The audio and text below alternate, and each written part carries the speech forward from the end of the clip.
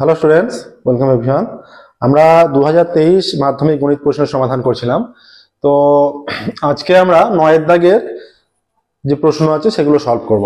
9 দাগের প্রশ্ন সলভ করব। দেখো, মাধ্যমিক 2017 থেকে 2000 যতগুলো প্রত্যেকটা সালেরই সম্পূর্ণ কোশ্চেন আমরা সলভ করে দিচ্ছি। চ্যানেলের প্লেলিস্টে গিয়ে তোমরা সমস্ত সমাধান পেয়ে যাবে। মাধ্যমিক প্রত্যেকটা সালে 2017, 18, 19, 20 প্রত্যেকটা সালের সলিউশন পেয়ে যাবে।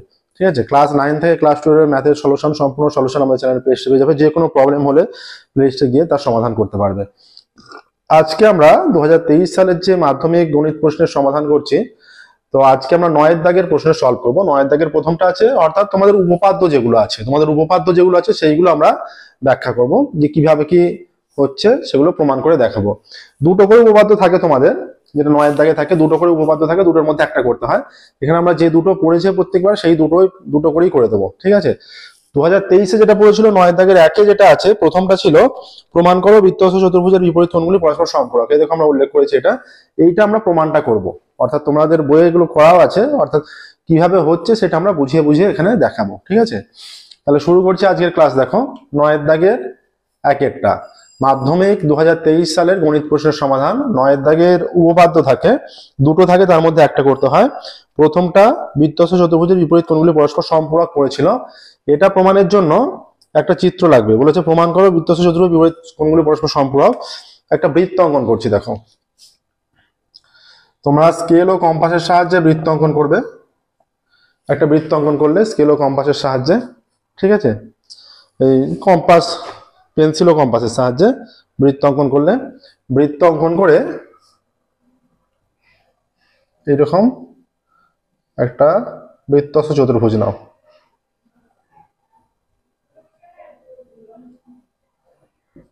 এ বি সি ডি মনে করো এটা। ঠিক আছে, এটা একটা বৃত্তস্থ চতুর্ভুজ নিলে এবিসিডি। মনে করো এর কেন্দ্র ও। চিত্রটা আমরা প্রথমে এখানে, তারপরে এর সলিউশনে যাব আমরা। ও কেন্দ্র, ঠিক আছে, ও কেন্দ্র নিয়ে ও কমা এ এবং ও কমা সি যোগ করে দাও। ও কমা এ আর ও কমা সি যোগ করলে, ঠিক আছে, ও কমা এ ও কমা সি যোগ করলে এখানে এটা ও বিন্দু। ঠিক আছে, তাহলে আমাদের স্টেটমেন্টটা কি হবে, যেটা দিয়েছে আমাদের যে বৃত্তস্থ চতুর্ভুজ, তাহলে আমরা স্টেটমেন্টটা হবে যে ও কেন্দ্রীয় বৃত্তে এ বি সি ডি যে কোনো একটি বৃত্তস্থ চতুর্ভুজ। তাহলে আমরা কি লিখবো, এটা যেটা দেওয়া আছে সেটাই ধরা যাক হিসাবে নিতে হয়। এখানে দেওয়া আছে বৃত্তস্থ চতুর্ভুজের বিপরীত কোণগুলি, তাহলে বৃত্তস্থ চতুর্ভুজ ধরে নেবো। ধরা যাক ও কেন্দ্রীয় বৃত্তে, এটাই ধরতে হবে, ও কেন্দ্রীয় বৃত্তে এ বি সি ডি যে কোনো একটি বৃত্তস্থ চতুর্ভুজ, এবিসিডি বৃত্তস্থ চতুর্ভুজ আমরা ধরে নিলাম। ঠিক আছে, আচ্ছা, তাহলে প্রমাণ করতে হবে বিপরীত কোণগুলি পরস্পর সম্পূরক। মানে কি, তাহলে দুটো কোণের সমষ্টি যদি 180 ডিগ্রি হয় তাহলে আমরা তাদের সম্পূরক কোণ বলি, পরস্পর সম্পূরক, একে অপরের সম্পূরক কোণ। যদি সমষ্টি 90 ডিগ্রি হয় আমরা পূরক কোণ বলি। তাহলে বিপরীত কোণগুলোর সমষ্টি 180 ডিগ্রি দেখাতে হবে, তাই তো। তাহলে প্রমাণ করতে হবে দুটো প্রমাণ করতে হবে যে কি প্রমাণ করতে হবে, প্রমাণ করতে হবে যে এই যে এবিসি কোণ এ বি সি প্লাস কোণ A D C is equal to 2 সমকোণ বা 180 ডিগ্রিও লিখতে পারো। যেটাই 2 সমকোণ সেটাই 180 ডিগ্রি। এক সমকোণ মানে 90 ডিগ্রি, 2 সমকোণ মানে 2 × 90 180 ডিগ্রি। ঠিক আছে, তাহলে A B C plus ADC 2 সমকোণ। আর দ্বিতীয় নাম্বার যেটা হচ্ছে সেটা হচ্ছে বিএডি, 2 নম্বর হচ্ছে বিএডি এবং এইটা, এবং BAD plus BCD is equal to 2 সমকোণ। এই দুটো প্রমাণ দেখাতে হবে। ঠিক আছে, আমরা একটা প্রমাণ করব, একটা প্রমাণ করে লিখে দেবো যে একইভাবে আমরা প্রমাণ করতে পারি। ঠিক আছে, বিএডি প্লাস বিসিডি 2 সমকোণ। এখানে আমাদের এখানে অঙ্কনের প্রয়োজন। অঙ্কন দেখো, অঙ্কন আমরা ও কমা এ এবং ও কমা সি যুক্ত করা হলো। ও কমা এ এবং ও কমা সি যুক্ত করা হলো। ঠিক আছে, ও কমা এ ও কমা সি যুক্ত করা হলো। এবার প্রমাণ দেখো, চিত্র অবশ্যই চিত্র অঙ্কনের সময় স্কেল পেন্সিল কম্পাস ইউজ করবে অবশ্যই, ঠিক আছে। আচ্ছা, এবার প্রমাণ কি প্রমাণ হবে? প্রমাণ দেখো, আমরা এর আগে প্রমাণ করেছি যে একই বৃত্তচাপের ওপর, যেটা তোমাদের এটা হয়ে গেছে, একই বৃত্তচাপের ওপর কেন্দ্রস্থ কোণ বৃত্তস্থ কোণের দ্বিগুণ, তার কনসেপ্ট এটারও একটা উপপাদ্য আছে যে প্রমাণ করে একই বৃত্তচাপের ওপর কেন্দ্রস্থ কোণ বৃত্তস্থ কোণের দ্বিগুণ। এটাও ইম্পর্টেন্ট, তো গুরুত্বপূর্ণ উপপাদ্য। এই তার কনসেপ্টটা এখানে কাজে লাগছে, ঠিক আছে, সেটা আমরা কাজে লাগিয়ে এটা প্রমাণ করব। দেখো এখানে যে আমাদের এডিসি বৃত্তচাপ, এই যে এডিসি বৃত্তচাপের সাপেক্ষে কেন্দ্রস্থ কোণ হচ্ছে এইটা, এই যে এওসিটা দেখা যাচ্ছে 180 ডিগ্রির চেয়ে বেশি, তাহলে এটা প্রবৃদ্ধ এওসি বলবো, ঠিক আছে, আমরা প্রবৃদ্ধ এওসি বলবো। তাহলে প্রমাণ শুরু করছি। দেখো যে এডিসি বৃত্তচাপের সাপেক্ষে কেন্দ্রস্থ কোণ প্রবৃদ্ধ এডিসি,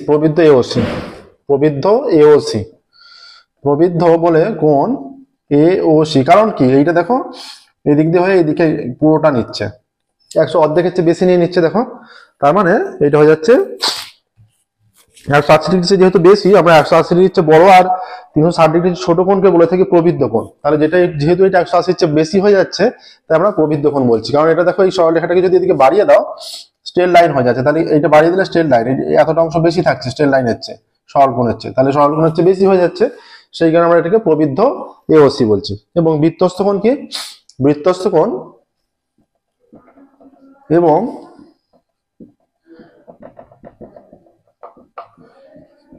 বৃত্তস্থ কোণ এবিসি, এই যে এ থেকে এখানে কেন্দ্রে টাচ করে এখানে শেষ হয়েছে, এ থেকে পরিধিতে টাচ করে এখানে শেষ হয়েছে, তাহলে একই বৃত্তচাপের উপর হয়ে যাচ্ছে।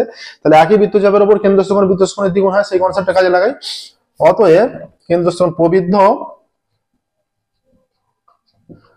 কোণ এওসি ইজ ইকুয়াল টু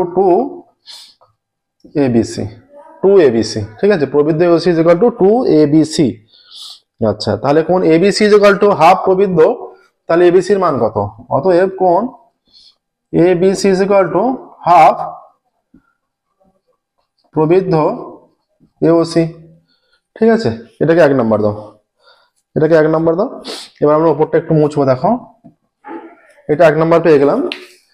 এখানটা আমরা ধরা যাক কি প্রমাণ করতে হবে সেই সব লিখেছি অঙ্কন। এবার দেখো এই সেকেন্ড পার্ট হচ্ছে, এখানে একই রকম ভাবে আমরা এই এডিসি বৃত্তচাপের উপর নিলাম, এবার এবিসি বৃত্তচাপের উপর নেব। এবিসি বৃত্তচাপের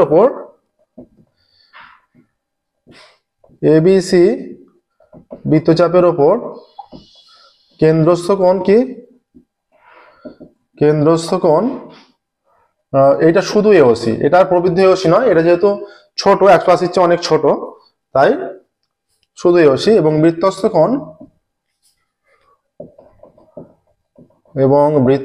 কোণ এডিসি, এ থেকে গিয়ে ডি এ টাচ করে সি এ শেষ হয়েছে, কোণ এ ডিসি। অতএব কি হবে? অতএব তাহলে কেন্দ্রস্থ কোণ বৃত্তস্থ কোণের দ্বিগুণ, তাই তো। অতএব শুধুমাত্র এওসি ইজ ইকুয়াল টু, এই যে AOC is equal two 2ADC। অতএব ADC is equal to half AOC, এটা 2 নাম্বার দিলাম, ঠিক আছে। ADC is equal to half AOC. এবার 1 আর 2 থেকে আমরা কি পাচ্ছি? 1 আর 2 থেকে, অতএব 1 প্লাস 2 করে পাই। 1 প্লাস 2 করে আমরা কি পাচ্ছি? এখানে আছে এবিসি, বাঁ দিকের গুলো যোগ করি, 1 এর এবিসি আর এর দিকে আছে এডিসি, ইজ ইকুয়াল টু হয়ে যাচ্ছে ডান দিকে যেটা হয়ে যাচ্ছে, এখানে ডান দিকে কি কি হচ্ছে দেখো, এখানে আছে হাফ প্রবৃদ্ধ এওসি, হাফ প্রবৃদ্ধ এওসি প্লাস এখানে আছে হাফ এওসি, ঠিক আছে। যদি হাফটা কমন নেওয়া হয়, এবার আমরা এখানটা মুছছি, দেখো প্রমাণটা করবো সহজেই। অতএব কোণ এবিসি প্লাস কোণ এডিসি হাফ কমন নিলে এই যে প্রবৃদ্ধ এওসি প্লাস শুধুমাত্র এওসি, প্রবৃদ্ধ এওসি আর শুধুমাত্র এওসি, এটা পুরোটা হয়ে গেলে কি একটা বৃত্ত হয়ে যাচ্ছে। একটা বৃত্ত মানে তার সম্পূর্ণ কোণটা মানে 360 ডিগ্রি হয়ে যাচ্ছে, তাহলে 360 ডিগ্রি পেয়ে যাচ্ছে আমরা। তাহলে এবিসি প্রবৃদ্ধি ওসি প্লাস শুধু ওসির জায়গায় আমরা লিখতে পারি 360 ডিগ্রি বা 4 সমকোণ। 360 ডিগ্রি মানে 4 সমকোণ, 4 ইন্টু 1 সমকোণ মানে 90 ডিগ্রি, 360 ডিগ্রি মানে 4 ইন্টু 90 360 হয়ে যাচ্ছে। তাহলে কোণ এ বি সি প্লাস কোণ A D C is equal to half into, তাহলে প্রবৃদ্ধি ওসি প্লাস শুধু ওসি সম্পূর্ণ বৃত্ত হচ্ছে, তার মানে 4 সমকোণ, তাই তো। অতএব এটা কাটাকাটি হয়ে গেলে এটা কেটে গেলে 2 হয়ে যাচ্ছে। অতএব ABC plus ADC is equal to 2 সমকোণ। ঠিক আছে, দেখো একটা প্রমাণ হয়ে গেল। ঠিক আছে, একটা প্রমাণ হয়ে গেল। এই যে দ্বিতীয় প্রমাণটা, এই যে এই প্রমাণটা যে হলো এর প্রসেসেই সেকেন্ড প্রমাণটা হবে, সেটা আর করে দেখানোর দরকার নেই। সেটা কিভাবে অনুরূপে লিখবে, যে অনুরূপে এটা একটা প্রমাণিত, একটা প্রমাণ হয়ে গেল।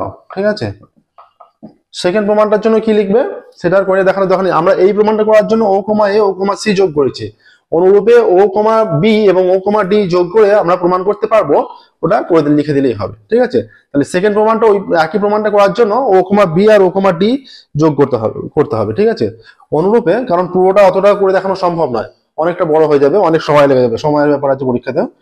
অনুরূপে এইটা করলেই সম্পূর্ণ নাম্বার পেয়ে যাবে। ঠিক আছে, অনুরূপে ও কমা বি এবং ও কমা ডি যোগ করে প্রমাণ করতে পারবো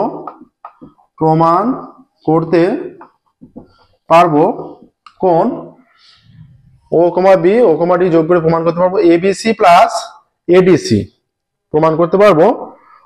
এটা হচ্ছে আমাদের বেরোলো।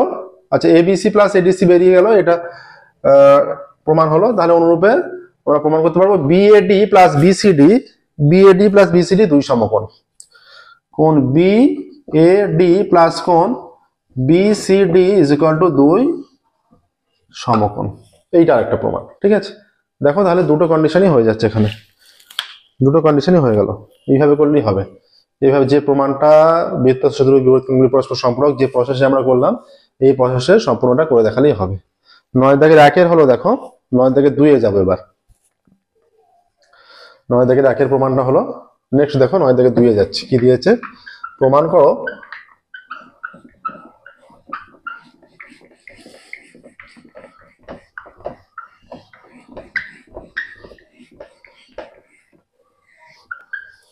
নয় দাগের 2টার জন্য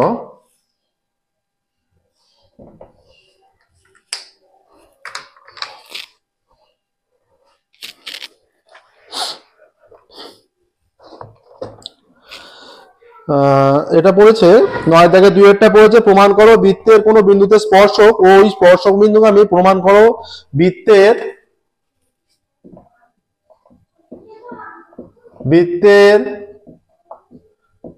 কোন বিন্দুতে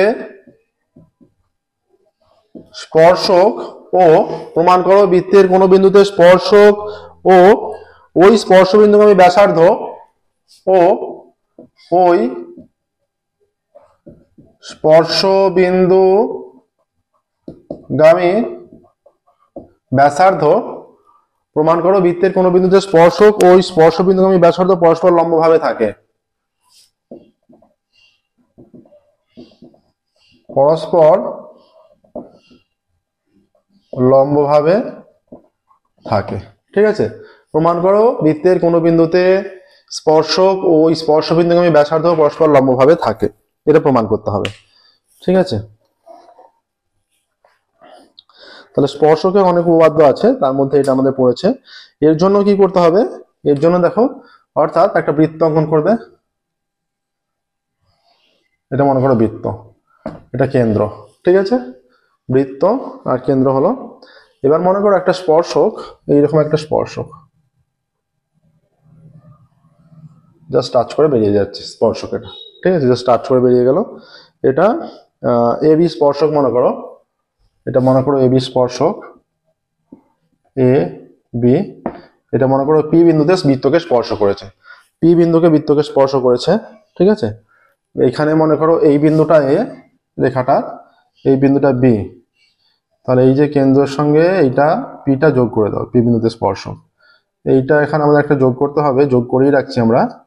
এইখানটা মনে করো যোগ করলে, ঠিক আছে, এইখানটা যেটা যোগ করলে মনে করো এইটা কিউ, আর এইখানে যে বৃত্তকে যেখানে এ করছে সেটা মনে করো আর। ঠিক আছে, এটা ও নাম দিচ্ছি, হলো। তাহলে দেখো বলেছে প্রমাণ করো বৃত্তের কোন বিন্দুতে স্পর্শক ও স্পর্শ বিন্দুগামী ব্যাসার্ধ পরস্পর লম্ব। তাহলে ও কেন্দ্রবৃত্তে পি বিন্দুতে এবি স্পর্শক আমরা ধরে নিচ্ছি। এবার বলেছে স্পর্শক ও স্পর্শ বিন্দুগামী ব্যাসার্ধ লম্ব, তাহলে এবং ওপি পি বিন্দুগামী ব্যাসার্ধ, এটাই হচ্ছে। ধরা যাক ও কেন্দ্রবৃত্তে,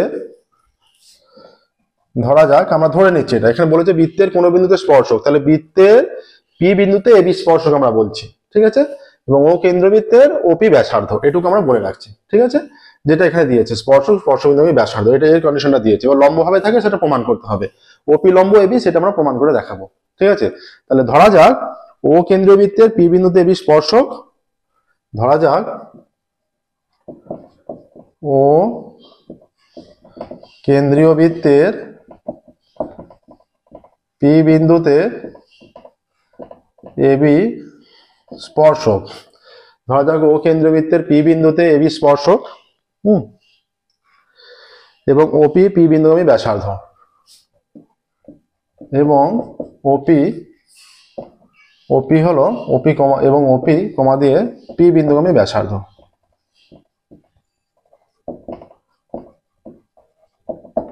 এবং ওপি পি বিন্দুগামী ব্যাসার্ধ, ঠিক আছে। প্রমাণ করতে হবে ওপি এবং এবি পরস্পর লম্বভাবে অবস্থিত, অর্থাৎ ওপি লম্ব এবি প্রমাণ করতে হবে, প্রমাণ করতে হবে ওপি এবং এবি পরস্পর লম্বভাবে অবস্থিত, অর্থাৎ ওপি লম্ব এবি, ঠিক আছে। অর্থাৎ ওপি লম্ব এবি, ওপি এবির উপর লম্ব। এবার দেখো এটা প্রমাণ করতে হবে হলো, এবার আমাদের অঙ্কন দেখো, অঙ্কনের জন্য কি প্রমাণ, এটা যাতে প্রমাণটা সহজে করা যায় তার জন্য আমাদের অঙ্কনের প্রয়োজন হয়। এখানে আমরা এটা প্রমাণটা সহজে করার জন্য আমরা এবির ওপর অঙ্কন দেখো, অঙ্কন এবি এর ওপর বা এবি স্পর্শকের ওপর, ঠিক আছে। এবি স্পর্শকের ওপর এবি স্পর্শকের উপর পি বিন্দু ছাড়া অন্য যে কোনো একটি বিন্দু কিউ নিচ্ছি এবং ও কিউ যোগ করছি।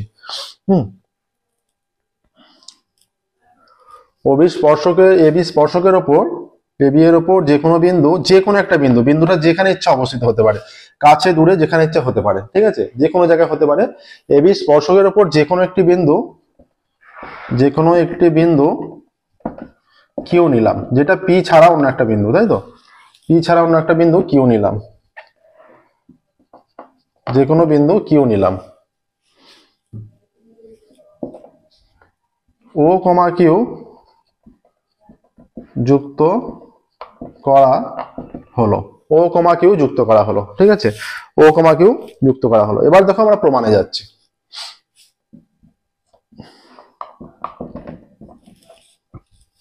প্রমাণ দেখো, এই যে স্পর্শক এবি এর ওপর পি বিন্দু ছাড়া অন্য যে কোনো বিন্দু বৃত্তের বাইরে অবস্থিত হবে, কারণ এইটা শুধুমাত্র বৃত্তের পরিধির উপর অবস্থিত, তাই তো। পি বিন্দুটা শুধুমাত্র স্পর্শক বলে বৃত্তের পরিধির উপর অবস্থিত, স্পর্শক তো বৃত্তকে শুধুমাত্র একটি বিন্দুতে স্পর্শ করে, সেই একটি বিন্দুটা হচ্ছে পি, যেহেতু পি ওই একটি বিন্দুটা, তাহলে অন্য যে কোনো বিন্দু বৃত্তের বাইরে অবস্থিত হবে, সেই স্পর্শকের উপর একটি মাত্র বিন্দু, সেই বিন্দুটা পি হয়ে যাচ্ছে, তাহলে অন্য যে কোনো সেটা আর বৃত্তের উপর অবস্থিত হচ্ছে না। তাহলে এবি স্পর্শকের ওপর পি বিন্দু ছাড়া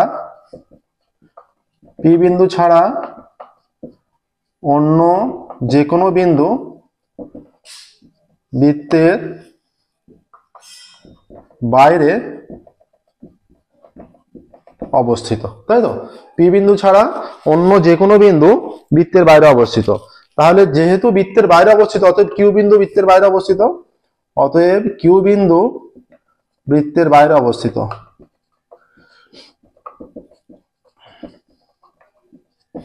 তাহলে দেখো ও কিউ বৃত্তকে যে কোনো একটি বিন্দুতে ছেদ করবে, আমরা ধরে নিচ্ছি। অতএব ও কিউ তো যোগ করে দিয়েছি আমরা, এই যেখানে যোগ করেছি ও কমা কিউ যোগ করা হলো, অতএব ও কিউ বৃত্তকে একটি বিন্দুতে ছেদ করবে, অতএব ও কিউ বৃত্তকে একটি বিন্দুতে ছেদ করবে। এবার আমরা একটা মুছছি দেখো,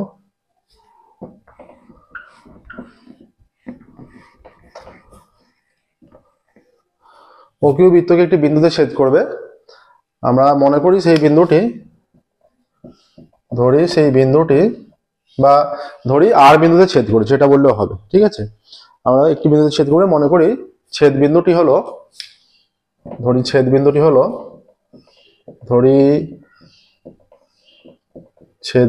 হলো আর, ঠিক আছে। আমরা ধরে নিচ্ছি ছেদ বিন্দুটি হলো আর। এবার দেখো,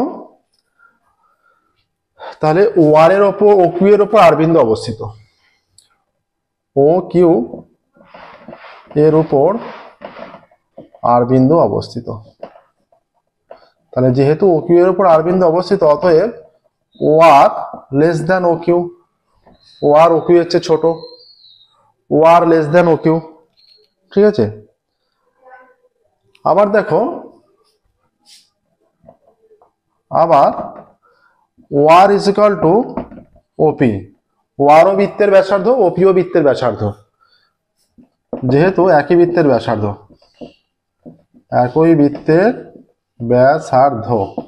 তাই তো। তাহলে আমরা অতএব, তাহলে যেহেতু এই দুটো সমান, তাহলে আমরা বলতে পারি ওপি less than O Q, ওপিটা O Q এর চেয়ে ছোট হচ্ছে। আমরা বলেছিলাম কিউ যে কোনো একটি বিন্দু, দূরেও হতে পারে অনেক কাছেও হতে পারে, তাহলে যত কাছেই হোক তার চেয়ে ও কিউটা ছোট হচ্ছে। তাহলে ও কিউটাই হচ্ছে ক্ষুদ্রতম দূরত্ব, হচ্ছে ও বিন্দু সাপেক্ষে এ বি এর মধ্যে সবচেয়ে ক্ষুদ্রতম দূরত্ব হচ্ছে ও কিউ, আমরা যেহেতু যে কোনো বিন্দু বলেছি। অতএব তাহলে দেখো ওপি লেস দেন ও কিউ হয়ে যাচ্ছে। তাহলে কিউ বিন্দু যেহেতু এ বি স্পর্শকের উপর যে কোনো একটি বিন্দু, তাহলে সুতরাং বৃত্তের কেন্দ্র, এখানটা মুছলে, যেহেতু আমরা বলে দিয়েছিলাম যে কোনো একটি বিন্দু, যেহেতু কিউ বিন্দু এ বি স্পর্শকের উপর যে কোনো একটি বিন্দু, এ বি স্পর্শকের উপর যে কোনো একটি বিন্দু, যেহেতু এ বি স্পর্শকের উপর যে কোনো একটি বিন্দু, সুতরাং ও থেকে এ বি স্পর্শক পর্যন্ত যত সরলরেখায় অঙ্কন করা হোক, সুতরাং ও থেকে এ বি স্পর্শকের উপর যত সংখ্যকই অঙ্কন করা হোক, 100, 200, 500 যতই অঙ্কন করা হোক, এ বি স্পর্শকের উপর যত সংখ্যকই সরলরেখা অঙ্কন করা হোক, এ বি স্পর্শকের উপর যত সংখ্যকই সরলরেখা অঙ্কন করা হোক, তা ওপি তাদের মধ্যে ক্ষুদ্রতম হবে, ওপি তাদের মধ্যে ক্ষুদ্রতম হবে, ওপি তাদের মধ্যে ক্ষুদ্রতম হবে, ঠিক আছে। ওপিটাই তাদের মধ্যে ক্ষুদ্রতম হবে। আবার ক্ষুদ্রতম দূরত্ব আমরা জানি লম্ব দূরত্ব, আবার ক্ষুদ্রতম দূরত্বই হয় লম্ব দূরত্ব, ক্ষুদ্রতম দূরত্বই লম্ব দূরত্ব হয়, ঠিক আছে। অতএব তাহলে ও বি এ বি এর উপর লম্ব, অতএব ও পি লম্ব এ বি, অর্থাৎ ওপি এ বি এর উপর লম্ব, ঠিক আছে, প্রমাণিত হয়ে গেল। দেখো এই প্রসেসটা অ্যাপ্লাই করলেই হবে, ঠিক আছে। দেখে নাও প্রসেসটা, এইভাবে প্রমাণটা করলেই হবে, এই প্রসেসটা অ্যাপ্লাই করে প্রমাণ করবে। 2023 সালে দেখো যেগুলো মাধ্যমিকে পড়েছিল দুটো উপপাদ্য 9 দাগের, সেই দুটো উপপাদ্যই আমরা সলভ করলাম। এই সালের উপপাদ্যগুলো কিন্তু যথেষ্ট গুরুত্বপূর্ণ পরবর্তী সালগুলোর জন্য, এই সালের উপপাদ্যগুলো যথেষ্ট গুরুত্বপূর্ণ, ঠিক আছে। আজকের ক্লাস আমরা এখানেই স্টপ করব। সালের কোশ্চেন আমরা সলভ করছি, পরবর্তী ক্লাসে এগুলো পরপর যেগুলো বাকি আছে সেগুলো সলভ করতে থাকবো, ঠিক আছে। প্রত্যেকদিন আমাদের নতুন ক্লাস পাবলিশ করা হয়, আমাদের চ্যানেলটি অবশ্যই সাবস্ক্রাইব করবে এবং নোটিফিকেশন অন করবে। ক্লাস 9 থেকে ক্লাস 2 এর ম্যাথের সম্পূর্ণ সলিউশন আমাদের চ্যানেলের প্লেলিস্টে পেয়ে যাবে। আজকের মতো এখানেই স্টপ করছি, পরবর্তী ক্লাসে এবং আরো অনেক প্রবলেম সলভ করবো। Thank you very much everyone.